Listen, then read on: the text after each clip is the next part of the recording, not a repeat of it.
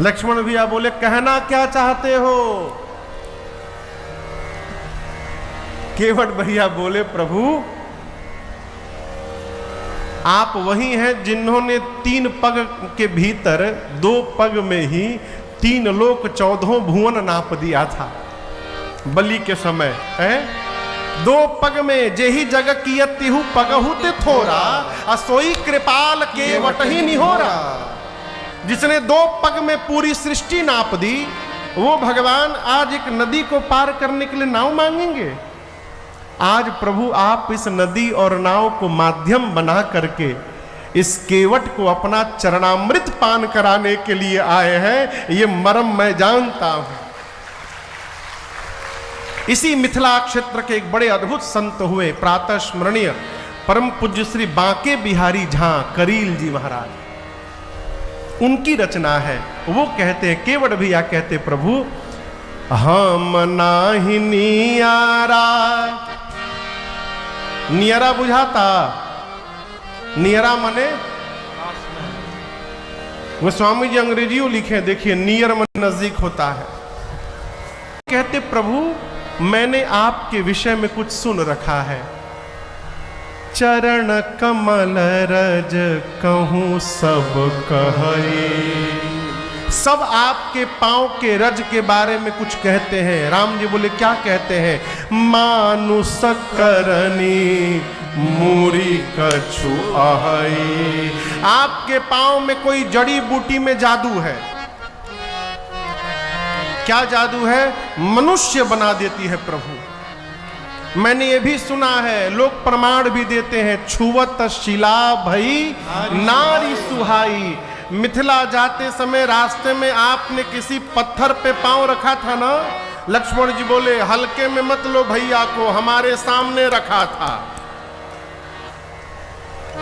पांव रखते पत्थर स्त्री में बदल गया। केवट जी बोले हल्के में नहीं, भारी में ले रहे हैं।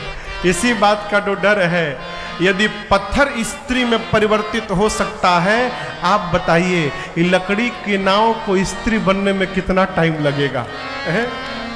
पत्थर कठोर होता है कि लकड़ी? जोर से कहिए। पत्थर। लक्ष्मण जी बोले पत्थर। केवट जी बोले जब कठोर पत्थर स्त्री में बदल सकता है, तो ये मुलायम मुलायम लकड़ी को स्त्री बनने में कितना टाइम लगेगा? है ये ले तो एक तो नाव लकड़ी की, ऊपर से दिन रात पानी में रहती है, तो मेरी नाव पानी पी पी के नाव की लकड़ी और मुलायम हो गई है।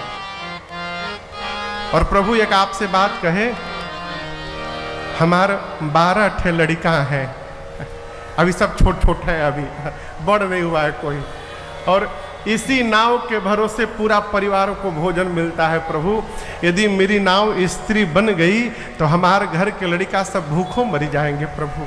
इसलिए हम आपसे निवेदन करते हैं, पहले पाँव धुलवा लीजिए, वो जड़ी बूटी निकाल करके बाहर कर देता हूँ पाँव से, फिर नाव पर बैठिए, जहाँ बोलिएगा वही पहुँचा देंगे।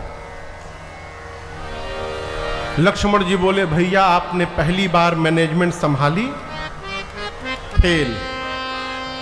मना कर दिया नहीं लाऊंगा। मैं मांगा होता, मना करते तो बता दिया होता अब तक। राम जी बोले इसीलिए आपको नहीं मांगने दिया मैं कि आप बता दिए होते।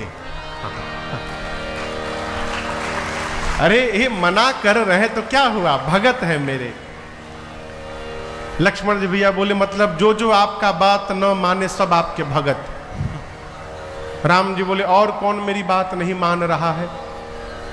लक्ष्मण जी बोले पीछे देखिए, सुमंत जी को कहे थे कि रथ लेकर के वापस अयोध्या जाइए, देखिए पेड़ के नीचे खड़े हैं, जाकर गए नहीं है वापस, जाके खड़े हो गए हैं। उनको आप कही रहे चले जाओ, वो जा नहीं रहे हैं। इन भाई साहब से कही रहे आ जाओ, ये आ नहीं रहे हैं। आप जिससे जो काम कहते हैं सब उसका उल्टा करते हैं। राम जी बोले ये बताइए, अयोध्या से चलते समय भाई साहब आपको मना किया था मत चलिए, कहे थे ना मत चलिए, आप माने थे? सीता जी से कहा था कि मत चले, ये मानी थी।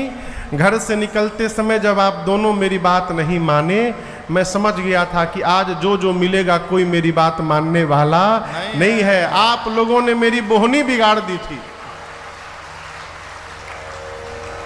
केवट जी कहते प्रभु पांव धुलवा लूं। भगवान कुछ बोल नहीं रहे केवट जी से। लक्ष्मण जी बोले भैया केवट जी आप जो उदाहरण दे रहे पत्थर पे पांव रखे पत्थर स्त्री में बदल गया, वो घटना केवल एक बार घटी है। उसके बाद सैकड़ों पत्थर पे पांव रखे राम जी, दूसरा पत्थर स्त्री में क्यों नहीं बदला? केवट जी बोले देखिए मैं जानता हूं कि सारे पत्थर नहीं बदलते, लेकिन मैं आपसे पूछ रहा हूं कौन सा पत्थर बदल गया था? जिस पत्थर को राम जी ने हाथ से इशारा किया था।